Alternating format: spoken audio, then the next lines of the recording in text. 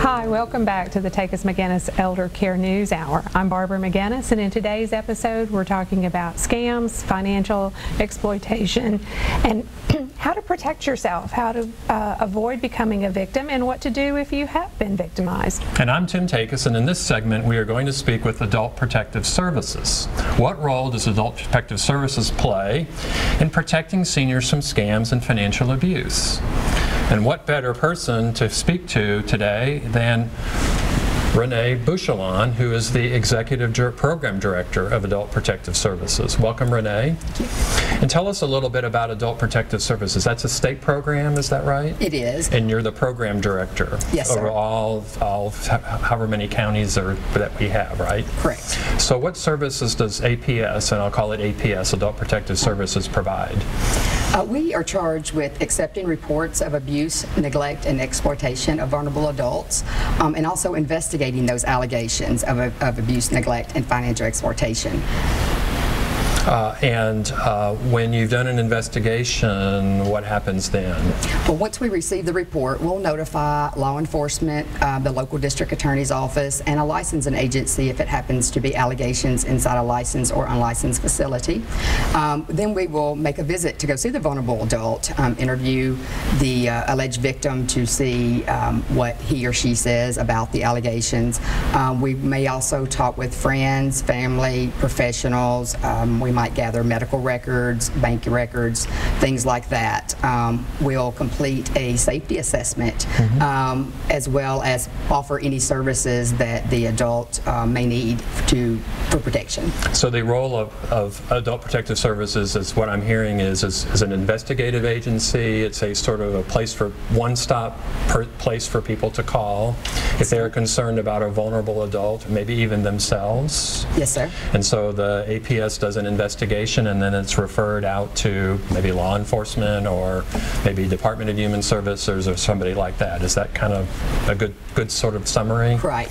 Correct. So what types of calls does Adult Protective Services receive, and are you seeing more, say, senior scams coming up and that sort of thing? We get calls, a lot of different calls about a lot of different issues. We don't typically do scams, investigate scams. We usually refer those out to law enforcement or the district attorney's office. We have seen an increase in our call volume over the last several years, but I'm not sure about an increase in the actual scams since we refer those out. What about financial abuse? Is that something that APS also investigates? Yes. In Tennessee, the definition of financial exploitation is the misuse of government funds by a caregiver. So it sometimes doesn't expand to what a scam, like by a stranger. I gotcha. So if a caregiver, for instance, might be, so they take mom, or a loved one's Social Security check and spend that on their own, that would be, within your department, right? Yes, within sir. APS. Yes, sir. So you're saying you're receiving an increase in the numbers of these calls? Yes, sir. So I think you said you don't investigate the scams. You basically refer those out to law enforcement. Yes, sir. Mainly it's the exploitations. Well, those are the ones. I just wonder, like, how many calls do you guys get? And I can't imagine that you would have enough support staff to investigate everything that gets referred to your department. Correct. We have criteria that we use to determine what the best investigative agency would be when we receive an allegation, and so we refer those out to the appropriate agency. Okay. So how do people find you? I mean, in terms of making that contact. Right. We have a hotline that is staffed 24/7, and we also have... And we have that showing up right now. Okay. We also have online reporting that we rolled out a couple years ago. Very excited about that, so people can go online and make a report. It is important to note that Tennessee is a mandatory report state, so not only is it your ethical duty, but also it's your legal mandate to make that report to Adult Protective Services. So what does mandatory reporting mean? I mean, I think those of us who do this for a living kind of know that, but when does a person say, well, I have a duty to report, or does a next door neighbor, for instance, have a duty to report if they see something? Is that a mandatory reporter? It is. In the state of Tennessee, anyone who has suspicions of abuse, neglect, or exploitation of a vulnerable adult must report to Adult Protective Services. So it does include the neighbor, anyone, basically. Okay. Are there, I'm sorry, Barb? Oh, I was just thinking, so what constitutes a bona fide suspicion over just a hunch, you know? Well, we encourage anyone, whether it be a hunch or a suspicion, to give us a call. Okay, so just anybody that's got a suspicion. Any concerns, and we have criteria that our intake worker will ask in order to determine if it meets our criteria, you know, if we're the best agency to investigate or if it needs to be referred out, or sometimes we do joint investigations as well.